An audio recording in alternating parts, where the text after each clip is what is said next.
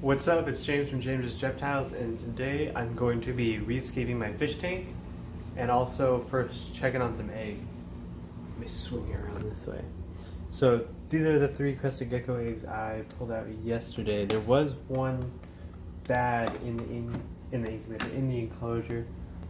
They look pretty good. That one's not good. I can tell that one's not good. I'm gonna leave it in there. Oh, you can't see.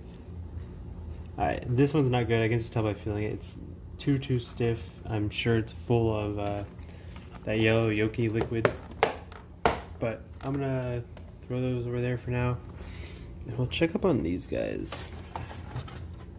Let's see if I can do that for a second. So these are my buddies. Those just look fine. And then these eggs. These are exciting, but I can't really tell you what they are. But they look good. I mean, they're kind of clear. I'm not really sure why they've been doing that. They did that as soon as I put them in there. I don't know if that's like a moisture thing or what, but eggs look good. Temperature's good. Eggs look good. Alright, so I'm gonna throw you to my bathroom and we'll tear apart my fish tank. Alright, so we're in my bathroom. Right here is my fish tank. This is a Fluval, like 9 point something, like 9 gallon. It's like a whole complete kit. It's got the bowed front, it's got the filter in the back, the sponge, biomedia, charcoal filter in the back. That's where the water goes through. I also put a heater in the back. There's a specific spot for a heater. I got my 2 corridoras, my rummy nose, my pleco that I actually kind of adopted just recently. That'll probably get too big for this tank eventually, but it has been doing wonders cleaning. So when it's gone, I kind of want to get like a pair of bristle nose. I think that'd be great in here. It'd be really cool if I started breeding in here. I got my Siamese algae eater back there. And then somewhere, you can see on the reflection, there's that guy back there, but anyway, I'm gonna probably drain a lot of the water out of this just to make it escape easy. And I'm gonna see if I got anything else, because it's kind of like a basic setup. I have my rock, my logs, some plants, some shells, a little ceramic fish my mom gave me. I gotta keep that in. It's for my mom. I'm gonna look for some other little reptile decorations to throw in there, and we'll see what's up. What's up? So I couldn't. How do I do this? Mirrors.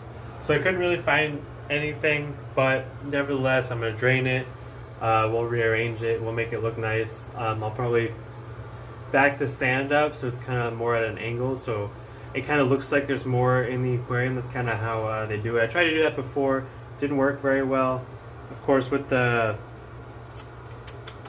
pleco in there now, he pushes everything around, but that's just the way it goes. I'm going to start draining the water and I'll show you that.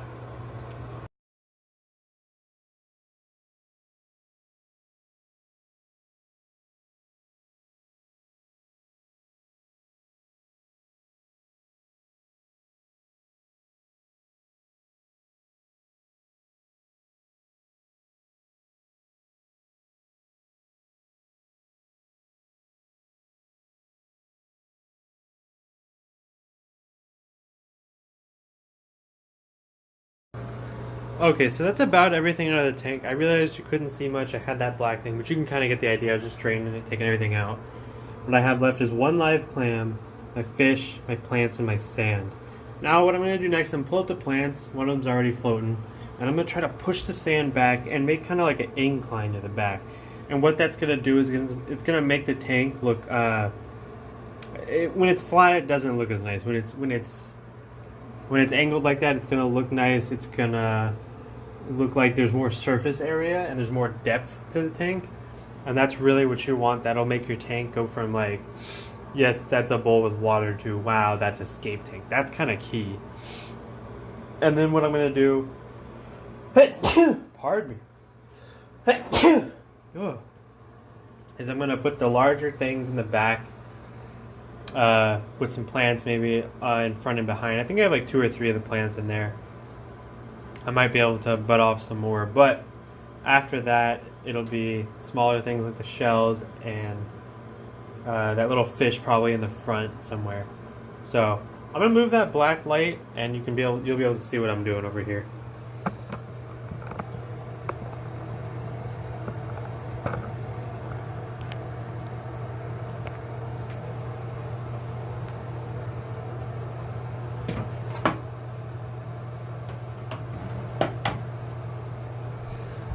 Perfect, illuminated for you. So what I'm going to do is move the clam to the front, take out, it looks like I got 2 of these plants. This one's got nice roots going.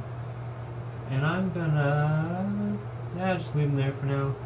I'm going to slowly push the sand backwards. I don't have anything really to put my fish in, especially the big guy there. I don't really want to stress him out more than I already have to. So what I'm going to do is just kind of slowly push the sand back and move stuff out of the way as I go, and kind of scoop the fish so they're not over by my hand.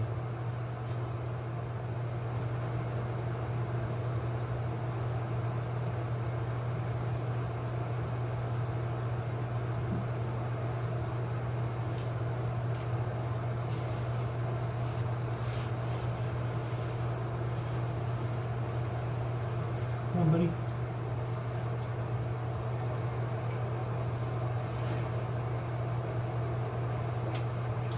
Now, obviously I can't see a lot, everything's kind of stirred up at the moment, but I have a general idea and I can go back and kind of level things out more or less later if I want.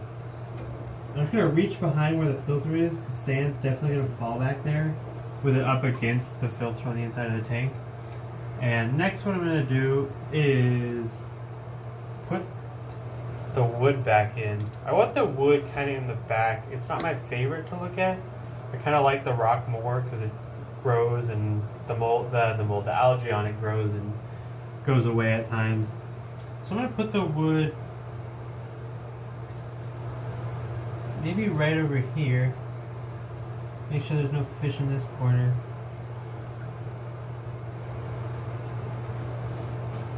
And just like that. And I'm going to take this rock, and I'm probably going to stand it up a different way. I'm going to throw it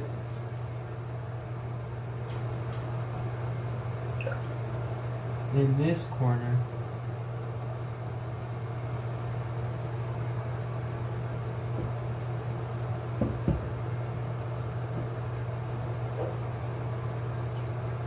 I'm trying to make sure there's no fish right here.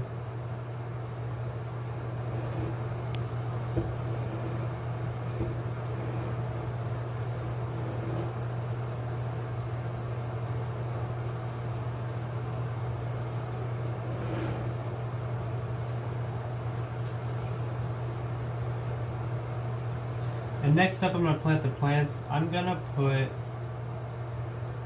how do I want to do this? I got 2. I got this smaller one and I got this bigger one. I'm going to put this bigger one in between in the back. What I'm going to do is I'm going to wrap my fingers around the roots, just kind of dig it in, prop it up, and cover the roots back up. And this second one, I'm going to put on this side, if I can get this little school of fish to get out of the way. I'm going to put it right by the base in the front area. Same thing, stand it up and push it back. Now I'm going to set the clam right in this corner where the water flow is going to be. I have one pushing down and one going up for air bubbles. I'm going to throw these extra sponge filters that I have back in. And those are just there with more. They're there to create more filtration and give the microbacteria more places to live. And these 2 other little clams, I'm going to do something funky. I'm going to stand them up a little bit, if they will.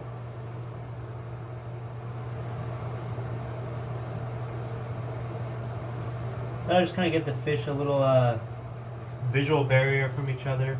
And then I have this little ceramic fish my mom got me. I think it had something to do with marijuana, but I'm not a smoker, so I'm going to put them right in front looking out. And just like that, that's it. I escaped the tank. Now what I'm going to do is dry my hands and fill it back up with water. One thing, I don't know if you can see it. You definitely can't see it. One thing I did is I went and got two 32-ounce cups. I use them for when I sell roaches and stuff on Facebook. Any kind of reptile stuff, really. And I filled it up with fish tank water. The reason I did that is fish tank water is actually really good for plants with all the dead bacteria and stuff. It's really good fertilizer for live plants. So I'm going to take these two after I'm done with this video and go water my plants.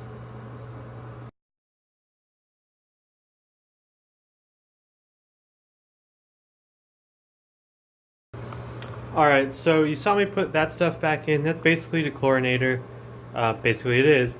So what that's going to do is it's going to help my tank not collect white marks and just kind of stay clear.